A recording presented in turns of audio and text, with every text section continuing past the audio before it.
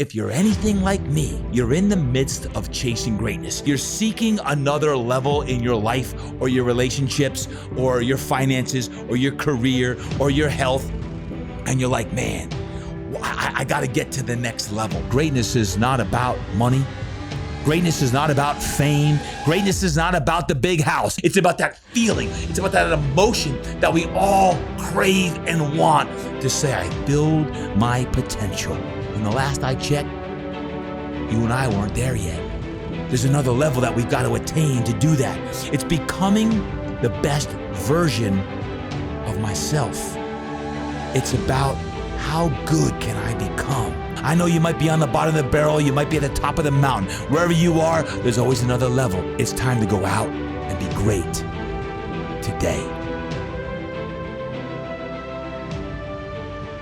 Welcome back to another episode of the Todd Durkin Impact Show. We talking greatness today. And hey, first off, shout out to all you mind right maniacs, all you fire-breathing dragons, for all the comments coming through on our previous episodes. We've been talking about chasing greatness. And I'm talking the comments are streaming in from people of all walks of life, from all over the globe. Literally, we're talking teenagers, we're talking young athletes, we're talking entrepreneurs, grandmas, grandpas, moms and dads, people like me and you who are just being inspired to do great things today. So thank you for the impact that you're creating every single day. That's why we do this show. And today you're going to be super inspired, even more so than normal, because I have a very special man in the house. His name is Brett Rypien. Rip, welcome to the show. Thanks for having me, TD. Man, hey, we talk about a mind right maniac, Brett, who is a quarterback with the Denver Broncos. He's been listening to the show for, man, how long now? Man, quite a while. Ever since I've been coming in here, I think. Few years. Yeah, 2 or 3 years. 2 or 3 years. And Brett's going into his 4th year with the Broncos as a quarterback.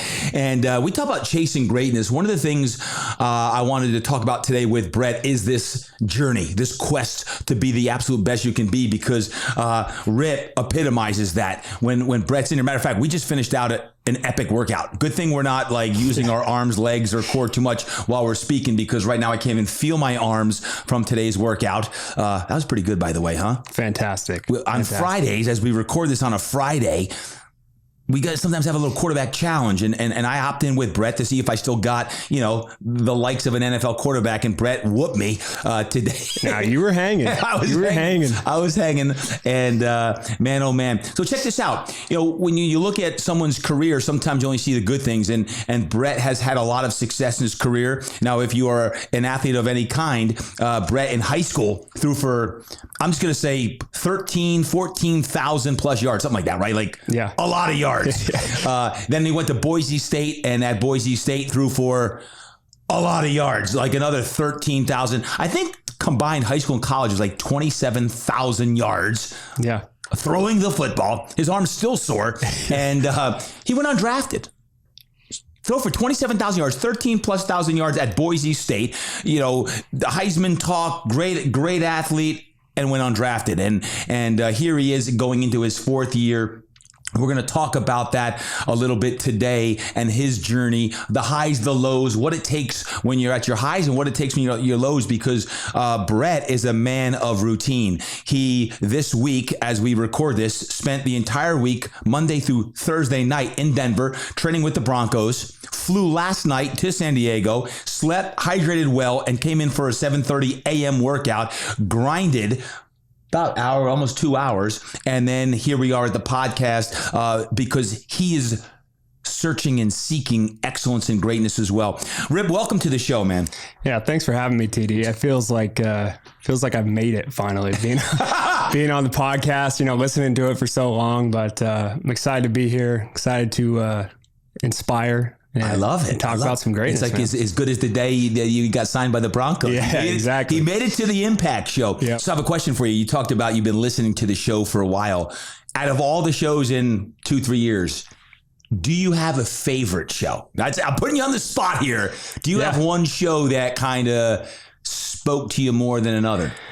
Yeah. I think the episode with Joe Pangilinan. Real? I love it. No, it was one that really hit for me and changed my perspective, because it was right in the middle of last season. Okay. And, I was kind of going through a rough time where, things weren't really going the way I wanted. I kind of felt like I had taken, even though I hadn't taken a step back, I felt like I had taken somewhat of a step back from going from being the backup my second year to being the third string guy my third year, and not really getting the chance to compete. And I was down in the dumps. And I remember it was like in the middle of October. I remember getting up and listening to that episode and just had a complete perspective change, just from a standpoint of, how he's fought through so much and still has a great attitude, still wakes up every single morning, attacking the day, attacking it with a great mindset, a great attitude. Isn't that interesting? October 21, Joe Pangilinan came on the show. Joe, if you don't remember, go back and listen. It's interesting, Brett, because a lot of people actually have told me that is their favorite episode. Joe has been a lifelong friend, practically it's almost 25 years, got diagnosed with stage 4 lung cancer, non-smoker, has been a college wrestler, everything, and gets this diagnosis of Thanksgiving time, Christmas time, November of 2020, and he shared his story for the first time right here on the show, and it's amazing the perspective that it has put into so many people's lives and how he's inspiring now so many people, because Pastor Miles McPherson talks about this frequently. If you're feeling sorry for yourself, go find someone that's got it way worse than you, because there's always someone that has it worse than you. So many people have pity parties for themselves, and it sounds like Joe Pangilinan's episode was one that put things in perspective for you. Like, here's a guy who's got stage 4 lung cancer, battling for his life. Yeah. And I'm like feeling bad for myself because I got, quote, I'm the third string now instead of second string. Yeah, no, exactly. And I think I love it. Just waking up with that perspective every single day and seeing a guy with so much purpose in life. And, as a football player, I think a lot of times people tell you, you're a football player, but that's not who you are. Yep. And from a young age, that's hard to wrap your mind around when you're constantly chasing greatness. You're chasing greatness every single day. You think, well, that may not be who I am, but that's what I do every single day. It's just that's a part of me every single day. But for me, when I listen to him talk, and to see everything that he's gone through and to see everything that he's battling through, and how he still finds purpose in life every single day, that changed my perspective of, football really is just what I do. It's not who I am. It's not what defines me as a person. Yep. And, for me, that completely changed my perspective and really made football and work a lot more enjoyable. What does define you? I think God put me on this earth to lead and inspire and make other people better around me. I really think those are my best qualities, as a person. And I think that's what makes, honestly, a great quarterback as well, and why God called me to be a quarterback from a very young age, is because when I wake up every single day, I want to make people better. Like when I go into the facility, love it. When I have that purpose of, coming in and helping other guys, making other people better, inspiring other people with my hard work, my dedication.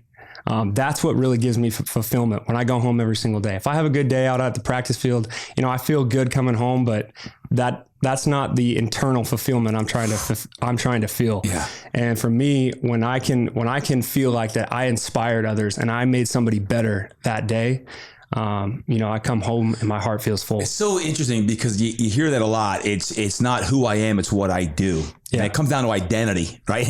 And I've had a lot of conversations with people lately looking for a deeper identity, like either an identity, I'm not even saying crisis, it's a deeper soul search for their best self, I believe. And what they're doing possibly in the last 5, 10, 25 plus years becomes your identity, right? And I think it's something that constant seeking of your best self is an interesting journey and process we go through. So let me ask you this. Obviously, this whole journey we've been talking about here on the podcast really is chasing greatness. If you were to define greatness, what is greatness to you? How would you define it? Yeah, I think from a physical standpoint, it's committing yourself to master your craft and to be the best version of yourself every single day. Okay. Because I think that's easy to do, not easy to do, but you can wake up every single morning. It doesn't take any talent to do your best and to give everything that you have. Yeah. But honestly, I think what separates good from great mentally is when your desire to be great exceeds the desire to not fail. Let me say that again. Yeah, the please desire to be great exceeds the desire to not fail. I feel like a lot of your listeners can probably relate to that because there's so many people out there that probably feel like they're doing the right things every single morning. They're eating right. They're waking up. They're working out. They're doing everything. But when it comes time to be great, there's just something missing. And their mindset is not to fail every single day. They're so focused on, man, I want to be great so bad that I don't want to fail. I don't want to fail. And that's constantly what they're thinking about. Instead of flipping that mindset, it's a subtle change, but it's so big. And it's something that I've gone through. I've been on both ends of it, on the football field and off the football field. And it's the difference is the desire to be great exceeds the desire to not fail. Because when you think about that, when you're out at, like for me, I'm a guy that gets limited reps out at practice every single day. So if I go out with the mindset of, man, I'm only going to get 3 or 4 reps, I can't fail. I want to not fail so bad. I forget about, man, I'm doing all this to be great. I'm doing all this to chase greatness. There's no thought of failure in my mind. There's no thought of failure. When your desire is to be great, you run after failure. You know that failure is a part of chasing greatness. And to me, I think that's the biggest difference. And it's so subtle, and it's a minor change in a mindset shift. But I've been on both ends of that. In college, I felt like I was on top of the world, and it was because I was chasing greatness every single day. My last year in the NFL, I was desiring to not fail every single day. And I felt like I was still doing everything right. I felt like I was coming into work with the How'd you flip it? How'd you flip that? I think you just have to look at yourself and feel what's going on. Like for me, like my failures made me, when you fail, I feel like there's so much tightness. Failure can it can tighten you up. It can strangle you. And I felt that because when I'm only getting limited reps and I make one bad mistake, I tighten up a little more. I make another bad mistake. Maybe I tighten up a little more. Versus now my mindset is focusing on, I'm trying to be great on this rep. I don't care if I fail. I know that failure is a part of the process to become great. It's what I'm chasing to become great. So what's the language? Oh, this is good. I want to unpack this. What's the language you use on a rep? Is it, let's make this a great rep? I want to make this a perfect rep, or I'm going to focus on making sure I plant my foot. Like how minute, because great is a big term. Yeah. I want to be great in this rep. Well, what does that mean? I think you have to be careful when you talk about perfect, because perfect's not reality. Okay. Perfect. If you're chasing perfection, which is what everybody's chasing in life, but if you're chasing that, you have to be careful, because that's not reality. And people that are great, people that are truly great, they don't care about being perfect. They care about competing and giving everything they have for one rep at a time. No matter, I mean, for me, it's a rep, right? Because that's what I do. That's my job. But maybe for someone else, that's for one meeting, at work. They're there, they're present just for that one meeting or that one client phone call, whatever it is, right? So I think the shift in mindset for me was, when I'm taking a rep, I'm not focused on trying to be perfect. I'm just focusing on competing as best as I can and really digging in and saying, God, I'm here for this rep. So what if you don't have a good rep? Let's say you throw a pick in practice or a game. You fail. Yeah. How do you flush it quick? You hear about it all the time. Flush it. Yeah, flush it. But your mind is like, shoot, I can't throw another pick. I'm going to get cut, or I'm going to have a horrible practice. How do you flush it? What is that trigger? What is it that you do, if anything? Or is it just, you just focus so intensely on the next rep and what you have to do that your mind is there? How do you flush something quick? Yeah, I think it's really just about making sure that you're staying present at all times. You're not focused on what you did the last rep. You're not focused on, all right, if I make a mistake here, that's going to be the end of the world. Because when you focus on failing and you focus on the future of failure, like, oh, what can happen after I fail? it'll strangle you. Yep. It'll strangle you. Yep. And to me, like I said, greatness is chasing failure.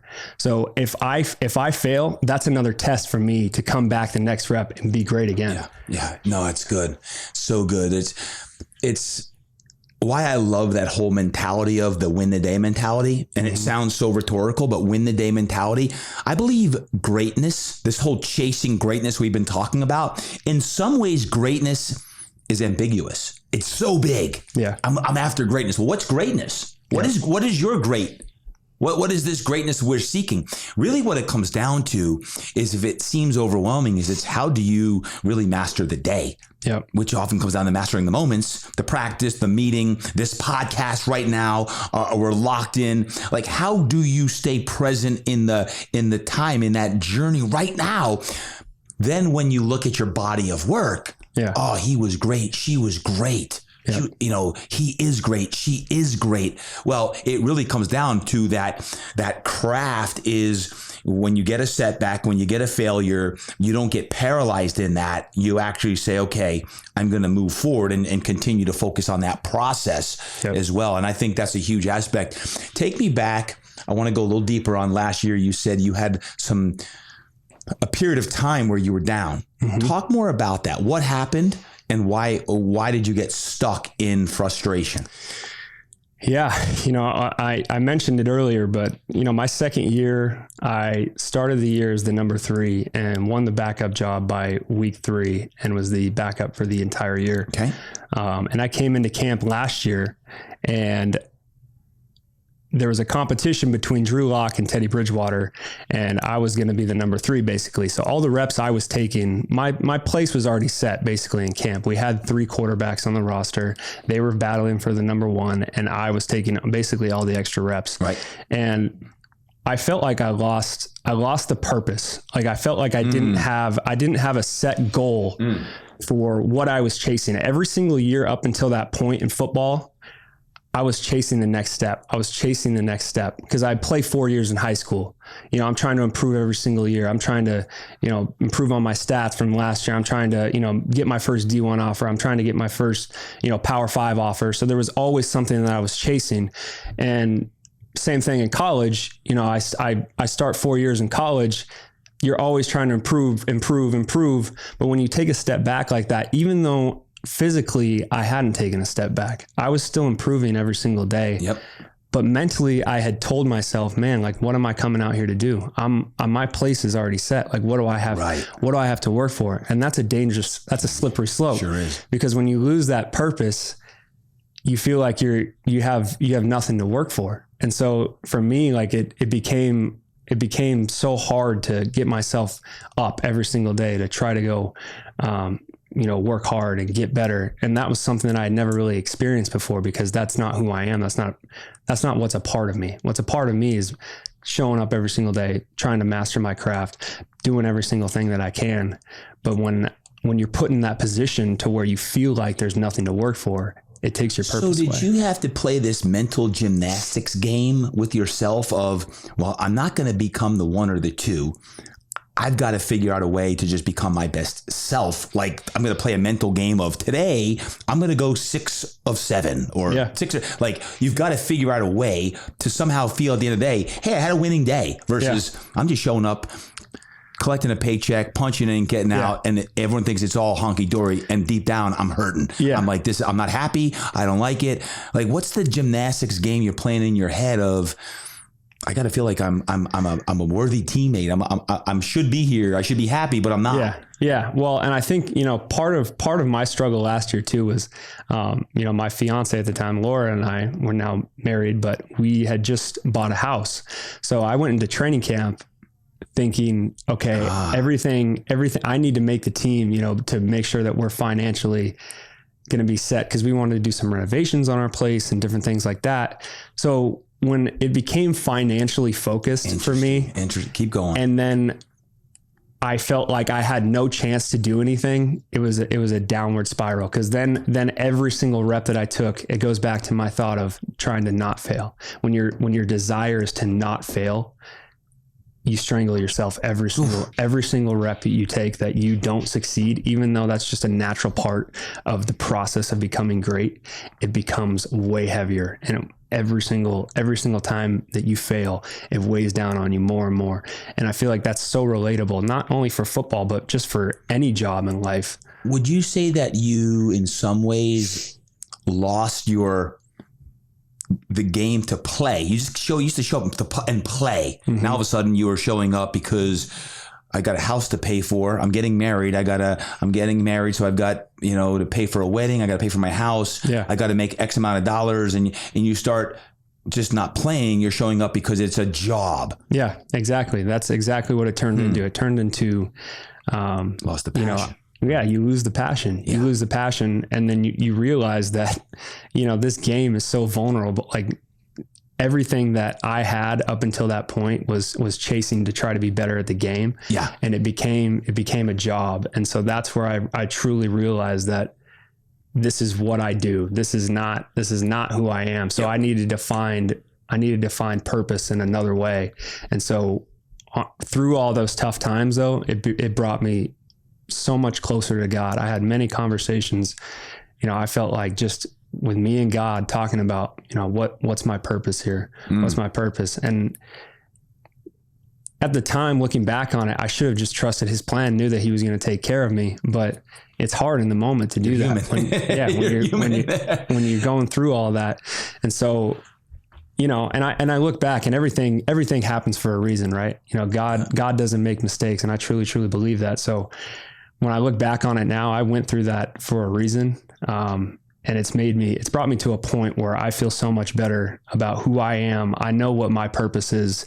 And I also know that what I'm chasing every single day in football is greatness. It's nothing else. It's not money. It's not title. So what rekindled the flame and the passion? Was it getting back to your relationship with God and saying, hey, I got to play ball and it's what I do, but it's not who I am? What was the actual turning point to give you the fire back? Because you're training like a madman now. You're back. You got the swag. You got it. You got that swag back. Well, what was that turning point? Yeah, I think it was finding my purpose. And I specifically remember, a couple months after the season ended, having God told me, your purpose in this life is to lead and inspire other people. So that's what I'm doing every single day, and I want to inspire and make people better around me. So every day I go to the facility, I'm chasing greatness for myself because that's what I want. And that's what fulfills me every single day. I know I love to compete. Yeah. I know I want to be great, but I'm doing that to inspire and lead my teammates as well in doing that. Yep. So if I have a bad day, if I have a bad rep, they're looking at how am I going to respond to that? Yeah. Other people are looking, how are you going to respond to that? So I love it. That fire is in me every single day, and it's knowing that I have that purpose. Right. Talk about now, because the organization had a lot of changes since the season ended. New coaching. Yep. A lot of new players, some players, including Drew Lock, traded. Russell Wilson gets acquired. Josh Johnson, another quarterback, gets acquired. Now you're in it's almost like a new organization in a lot of ways. New coaches, a new quarterback room, but they believed in Brett Rypien to say, we want you here. What's it like now, and what's it like with your new teammates? It's awesome. Yeah, it's awesome. And, you talk about greatness, and Russell is the epitome of that every single day. And, a guy that has so much going on in his life. He's got so many responsibilities that he has to attend to, a wife, kids, he's constantly doing speaking engagements, and you watch the way that he works and the way that he comes into work every single day and how he engages with people. And he truly epitomizes what I talk about chasing greatness versus, the desire to not fail, because he's just in the moment at all times, just trying to be the best that he can. And there's times that, he is going to fail. And I feel like he knows that and he understands that, but he embraces that. He embraces the process of that. And, no matter what he's doing, whether he's doing a speaking engagement, whether he's talking to teammates, it's just really immersing himself to just try to be the best version of himself that he can be every single day.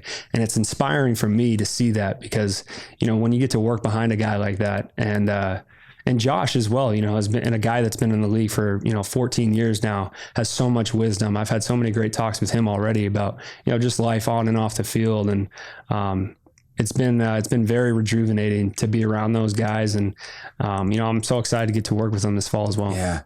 And Josh is 14 years, you say?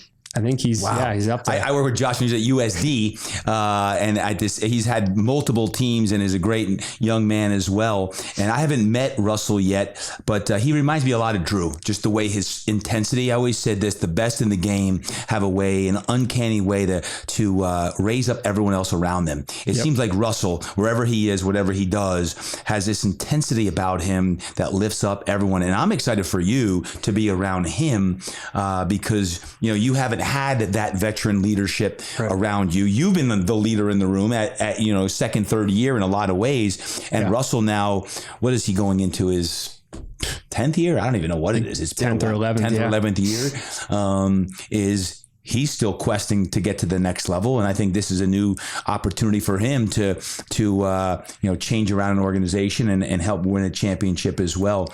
What do you think if there's one thing that Russell does that you would epitomize as like, this is why this guy's great? If there's what is it?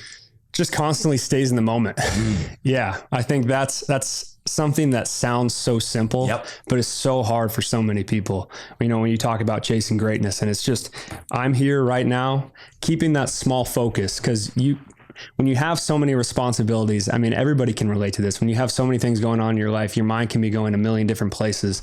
But just being here right now, knowing that this is exactly what you're supposed to be doing, whatever it is, and giving your full attention and effort and focus to whatever that is. Yeah. And I really think that's what makes him great. I mean, obviously he's super talented and all that, but you can just tell when he's out on the field, his mind is on the field.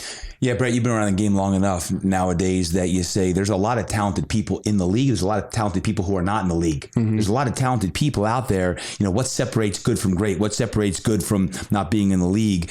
And a lot of times it is that mindset we talk about. There's a lot of physically gifted people and a lot of people who have physical gifts that, they face adversity. They just can't push through that and really overcome that after a bad season or a bad game or a bad play, and it really spirals them downward on that. How do you think having Russell and even Josh on the team is going to help you get better and become great? Yeah, I think Russell really takes the mentality of trying to lift everybody up in the room, and the same with Josh. Josh has been around, like I said, for so long. He's been, I think, on 14 different NFL teams.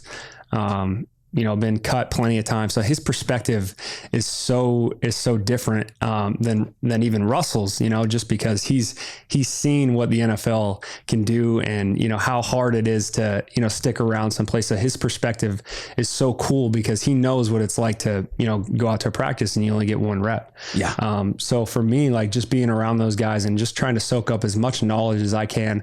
And then, knowing that, like I said, my purpose every single day is to lead and inspire other people. So I want to do that for them because I know I can lead and I can inspire.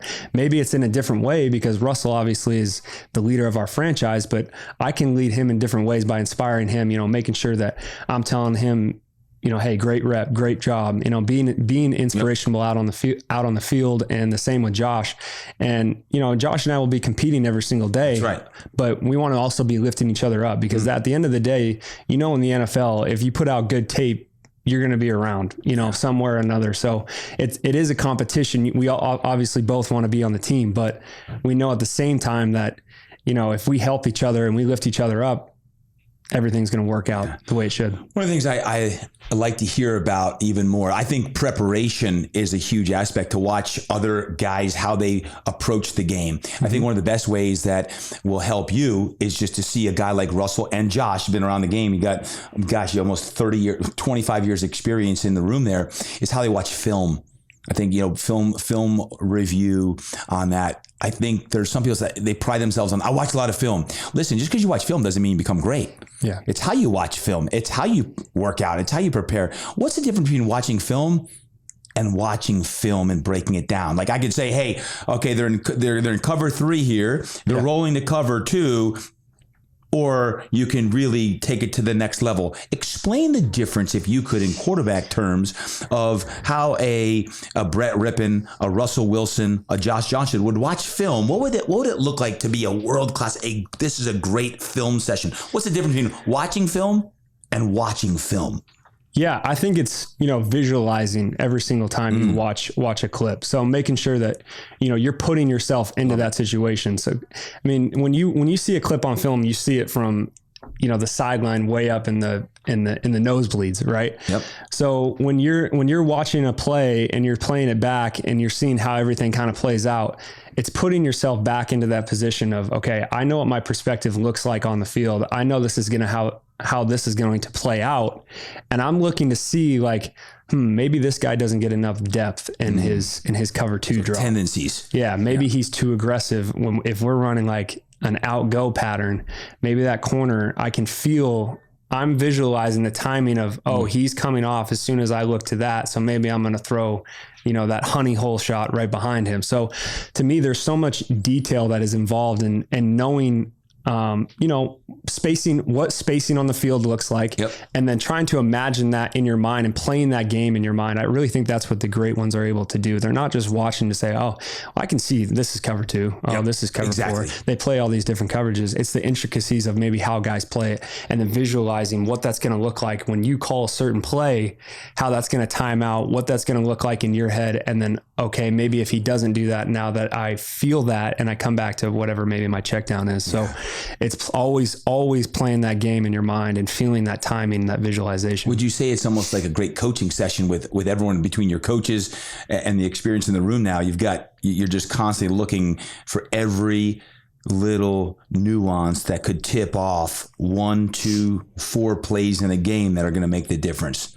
Oh, for sure. Yeah, for sure. And I think that there's so much detail that I'm learning from Josh and Russ, guys that have been around for so long. And I've always thought my knowledge of the game is very good, and that's something I've always prided myself on. But just the intricacies that they see as far as the rhythm of the game and knowing how to manipulate their feet versus with different concepts. So it's cool. I love it. Speaking of great, one of the things I do think you do as great as anybody are your routines, your habits. Yeah. Talk about a couple of your top habits right now that are putting you in a physical or mental position to be your best. Yeah, I think, my main 2 are my morning routine and night routine. Okay. And that's something that, I kind of learned from you. And to me, those are like the groundwork for everything I do throughout a day, making sure that when I wake up in the morning, I do my meditation, prayer, and journaling, making sure I'm drinking 40 ounces of water right when I wake up. The things that set me up for... Repeat that, 40 ounces. Yeah, you heard that right. 40. Most of you are drinking 40 ounces a day. I got my 40 ouncer right here. So I try to drink about 4 or 5 of these a day. Because I really do think hydration is such a big key, especially when we're pushing our bodies the way that we do as professional athletes every single day. But going back to routines, I think, the night routine, like you talk about all the time, the night routine sets up the morning routine. That's right. So making sure that I'm, winding down, getting myself ready for a great night of sleep, because I'm big on sleep. I try to get 8 hours a night. So when I do that, and I can set myself up for a great morning routine. And then from there, it's just making sure that, I'm eating right every single day. I mean, these things are not rocket science, right? You know that you should be eating foods that I think my motto is I eat foods that I know the source of. Yeah. So if I don't know the source of where it came from, it's probably not that good for me, and I shouldn't be eating it. So as long as I'm eating whole foods, making sure I'm working out, recovering right every single day. These are things that, in my opinion, as a professional athlete, it's your job. Your body is your job. So you need to be taking care of it every single day. And so those habits, at this point in my life, are so ingrained in me that, but like I said, it starts with the morning routine, the night routine. No doubt about it. I often will say, if it had a life, or it once had a mom or dad, it's probably good to eat. Yeah. Right? Plants once had a life. Exactly. If it had a mom or dad, it's probably pretty good to eat. I like that. I like that better. I like that better. So, no, and I think the discipline to do those, a lot of times we know what we got to do, but we don't have the discipline to do it. Or you feel like, I had a good week, and it's the weekend and you tank on the weekend. Yeah. So it's that discipline to do that. Brett, would you, as far as just speaking to the younger generation, if someone is facing either any adversity, setback today, or is seeking and chasing greatness, what advice would you give them? Yeah, really, I think it goes back to what I started the conversation with about, the desire to be great versus the desire to not fail. Love it. And that mindset to me is something that I have to reset every single morning when I wake up. I have to make sure, because I know I'm doing all the things right. I know I'm eating right. I know I'm working out right. I know I'm recovering right. But when it comes time to get on the field, or when it comes time to do all these things, am I doing these to not fail? Is that my mindset? Am I worried about not failing, or am I chasing greatness? Yeah. Am I really attacking greatness every single day? And so for anybody that's young out there, that's I would say run towards those failures, because that's part of the process of chasing failure.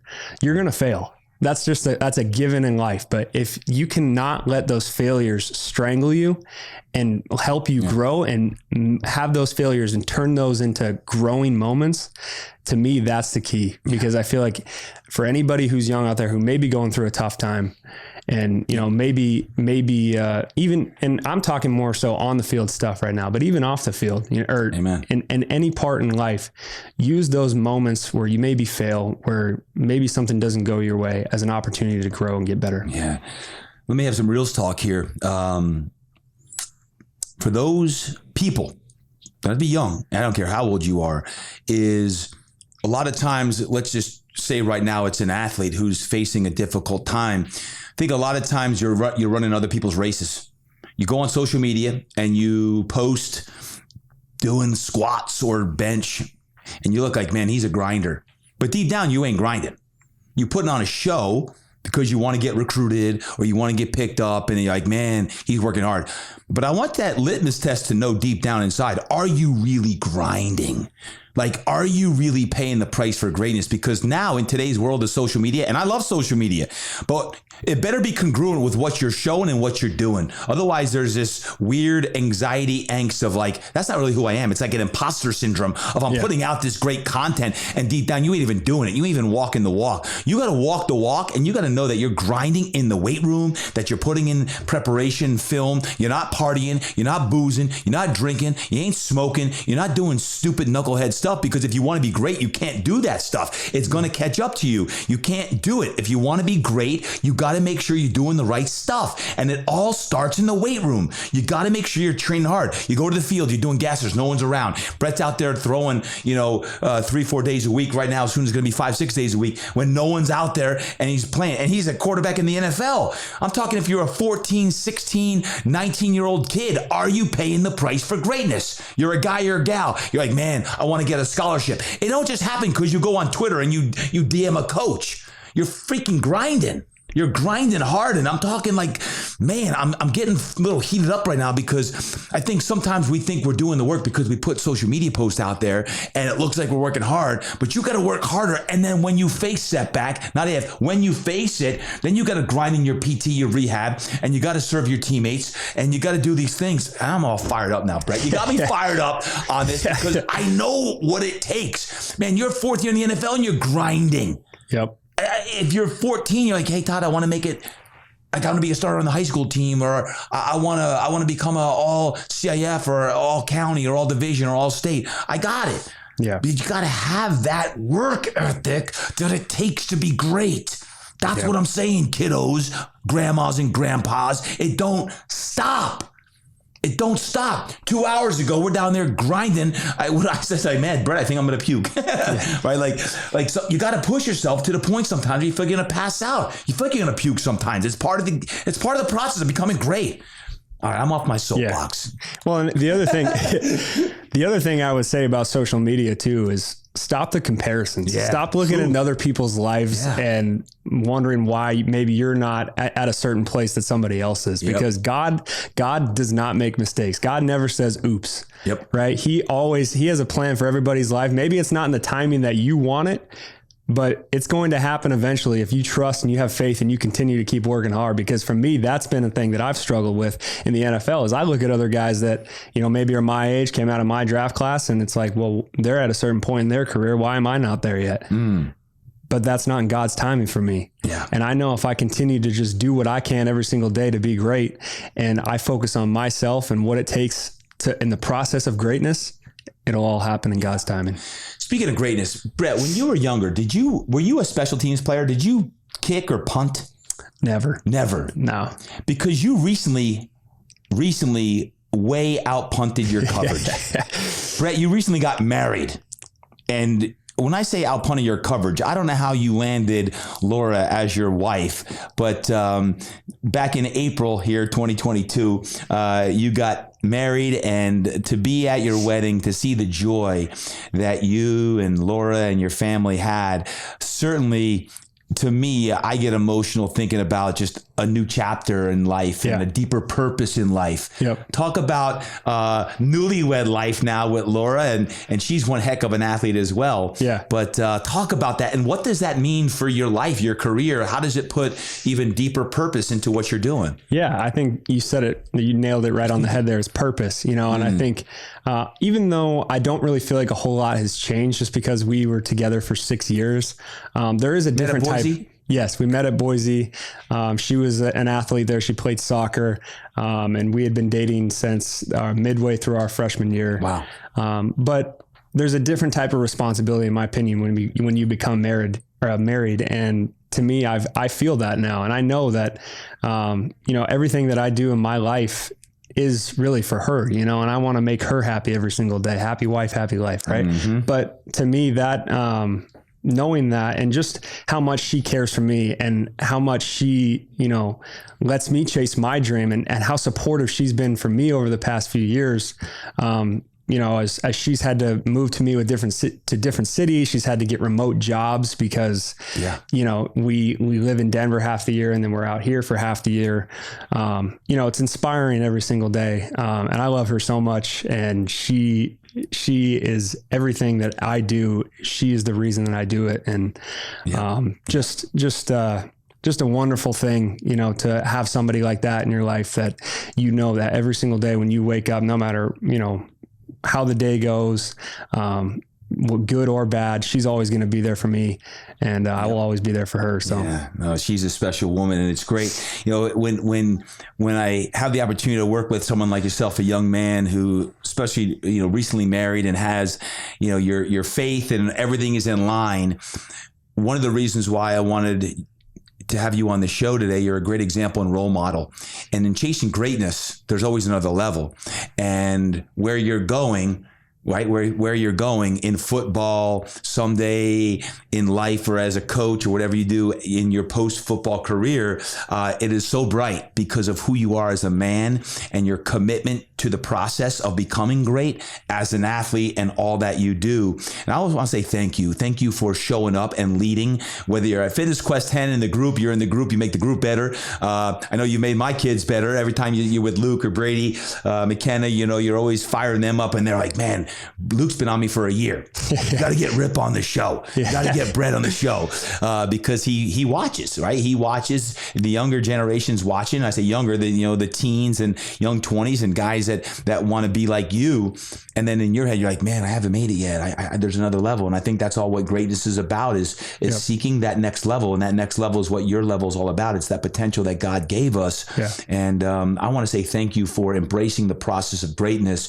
And folks, if you had not known Brett Rypien before today's show, now you do. You know the man behind the number. And when you're watching the Denver Broncos this season, know the story behind Brett and what he does. And when his number's called, he will be ready. And whether it's with the Broncos or any other team or any other organization, whatever he's doing, there's always a story. There's always a story behind someone, and Brett Rypien has an amazing story. Brett, if someone wants to follow your story throughout here, where can they best do that? How can they best do that in addition to today's show? Yeah, on Instagram and Twitter. I'm not very active on Twitter, but I'm a little more active on Instagram. It's at Brett Ryp. So at Brett Ryp. We'll put that in the show notes. Rip, I want to thank you for being here today. Chasing greatness, Brett Rypien epitomizes that. Folks, remember, every single day is an opportunity to get better and to chase your greatness. That comes down into the finite of the day. As we look at this big thing called greatness, these big dreams, these God-sized dreams that we all have. We all have them. And I don't care if you're 15, you're 25, you're 55, or you're 75. We all have big dreams. Ultimately, it comes down to dominating your habits and your routines every single day. When you face failure, you face it smack in the face and you stare at it. And remember, your desire to be great versus the desire not to fail. The desire to be great versus your desire not to fail. Those are some wise words from the one and only Mr. Brett Rypien. Have an awesome day. Remember, until next time, train hard, eat right, live inspired, and go create impact today.